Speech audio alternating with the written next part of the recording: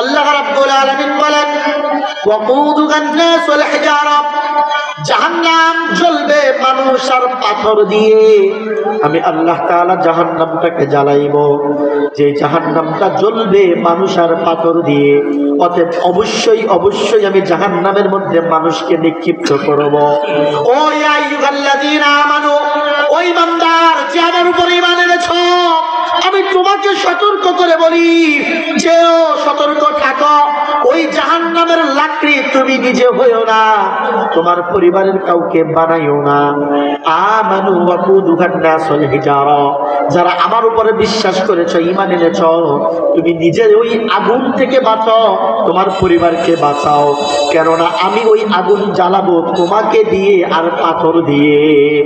আল্লাহু আকবার, আল্লাহু আকবার। আল্লাহ রাব্বুল আলামিন বলেন ওয়াকুদুহান নাস ওয়াল হিজারা আলাইহা মালাইকাতুন গিলাদুন শিদাদুন লা ইয়াসুনাল্লাহা মা আমারাহুম।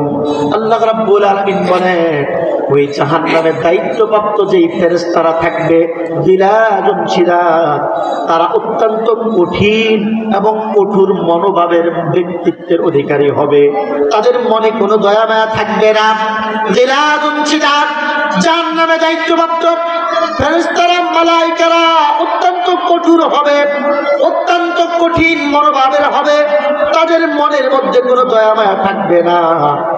মা আমারহুম, শুধু তাদেরকে যা করার আদেশ দেওয়া হয়েছে শুধুমাত্র তারা তাই করবে। আল্লাহু আকবার, ওয়াফআলুনা মা ইউমারুন।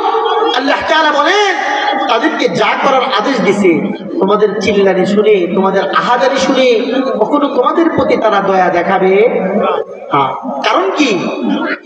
ওয়াফআলুনা মা ইউমারুন, তাদেরকে যা করার আদেশ দেওয়া হয়েছে শুধুমাত্র তারা তাই করবে। তাহলে বলেন তো এই জাহান্নাম থেকে আমরা বাঁচার দরকার আছে কিনা?